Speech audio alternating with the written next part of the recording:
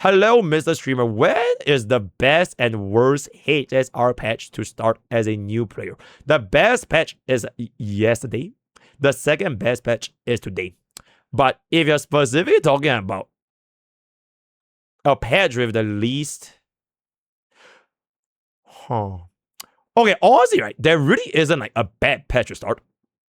Because it doesn't really matter if that patch has any content for you. Because it's not like even if the patch has endgame content, has DU, has everything, you are gonna touch it, right? You are a new account, bro. I think Bob legit took more than 1 month to even try MOC. Or like APOC. Or like Pure Vision. So like no matter when you start, you still need to build them from the scratch. And only after you start building, then whatever else comes after, it'll be where you start playing. So I would probably say usually the patch before anniversary is pretty good. So you start building up for the anniversary main push, and then you get an anniversary main push. So the worst patch is probably when you just missed the main push, and then they are introducing the alternate push without a support. That will probably be the worst, because you have to hold on very long before you can pull for your very first unit. Usually I would say like, if your starting patch is a support, right? I think that is worse for new players, because new players would prefer DPS way more than supports and sustains. Which is why when Bob started with D-Herda, even though I don't really use D-Herda as much, and like she's kind of cooked, but like having that early game DPS, it makes your life a lot easier as a new player. Because otherwise, you're literally going to be using like Danheng and QQ. And it is back in my days, right? Nowadays, there's like a free DHPD, which I don't really know if there is still a free DHPD. There's no more free Archer, I think. They do give you this one selector for free, and usually will just get Sparkle. So you are going to be in a spot where you don't really have a proper DPS. And that will make your early game like feel a lot worse compared to if you were to start with a DPS patch, right? It doesn't even matter if you use a DPS in the future. So that, for example, right, I could just start on E0 S0 Final with absolutely nothing, right? The E0 S0 Final, I could just bench bro forever, right? For like, let's just say I get an E0 S0 Final, right? And then I get like a E0 Savidra, right? Because I start on Final. If I don't want to use bro anymore, then it is what it is. Because I only use 2 costs. But the amount of value I would have gotten from using Final in the early game, it would have made my early game way more enjoyable than if I would have just used with a 4-star, right? So that is going to be my 2 cents. I know you didn't make a gear guide. I know you didn't make a gear guide yet for stars here. Would you use an example with the barriers of great stars and upgrades on DPS rather than barriers? Absolutely. You can also use broken pieces a lot more than you imagine.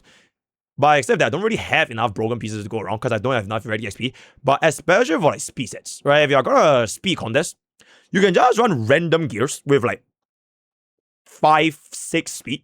And you don't even have to form the 2-piece as long as you're just going for speed, right? Even for DPS, it could be considered. So for example, right, if you have a 2-piece defense, but that defense has double crit and you roll attack percentage, I will honestly just go ahead and use that, because hunting the right substats in Star Savior is incredibly fucking rare, because gear acquisition is very, very slow. And gear EXP is also very, very slow. So, and what do anybody? What are your expectations for HSR 3rd anniversary? I think I've said it before. 50 pulls. New skin. 2 new skins, right? 2 new skins. New collaboration. Alright, new collaboration. Idolin toggle, right? Idolin toggle. Relic loadouts, right? Relic loadouts, right? Announcing a new planet, right? Announcing the IPC island, right? IPC island, right? 500 stamina potions. Alright, alright. The substat reroller, 3 of those. Right, I want 3 of those substat rerollers and 3 more of these substat blockers. All right, and I want a free universal dupe, right? I want a free universal dupe that I can use it for any character, right? So if I want to get an E1 archer for free, I can use that for free. So with that universal dupe, I am basically gonna say any Eidolon in HSR is free, because you can then get them for free, right? And then on top of that, a free light cone selector, right? A light cone selector from the entirety of version 1, version 2, and version 3, from Xianzhou to Panagoni to Amphorius, right? Let's get that. Let's get that. One last thing, right? One last thing. I want a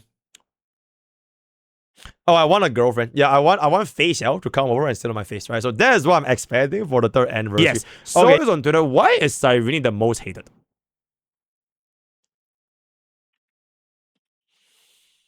I feel like the reason why this is for 2 main reasons. Actually, you know what? This is a pretty good yoink. Hold up.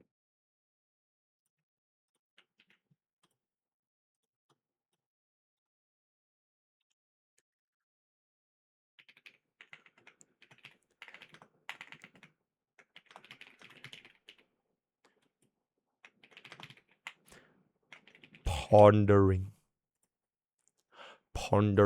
I would say there are unfortunately 2 main reasons, right? 2 main reasons. Reason number 1,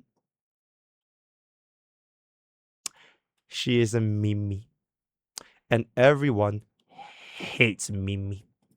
Reason number 2, she is our wife because we put a ring on her, but bro left us to save Amphorius.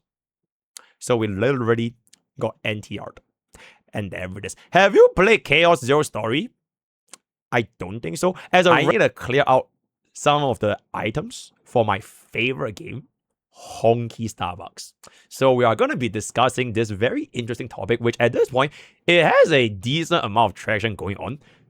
The problem with E6 characters in Honkai Star Rail. So we're going to be talking about that. We also have a Poke Core review by a mysterious donor where bro wanted me to roast his gameplay.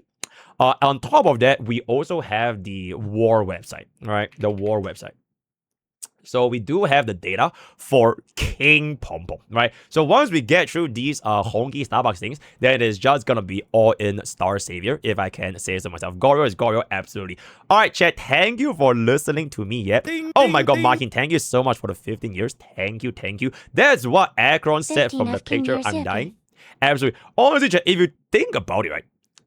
Akron's E6, like, what the fuck does this even do, bro? Lightning weakness break. Oh my god, guys, it's a lightning.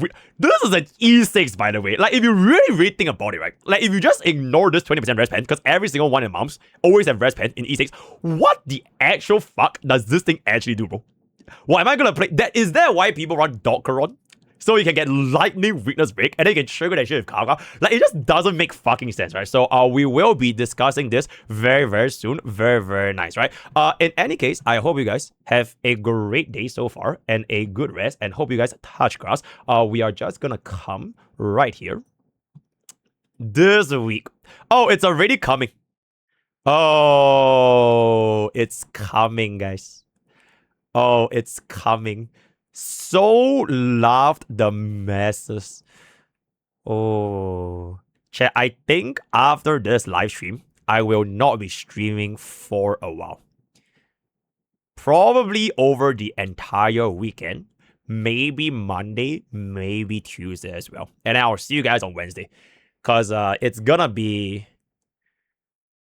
7 units. Okay, I don't know if they are going to be releasing even ECS Early Access in the same date as Silver 9, but it is definitely going to be 7 units, and I'm guessing there's going to be a new MOC boss, and I'm guessing there's going to be a new verdict set, and I'm guessing there's going to be new Anomaly Arbitration. No, there's definitely going to be new Anomaly Arbitration. So this week is going to be, or at least this next coming week, is going to be really, really scary. Oh, I won't stream because I'll be playing Star Savior.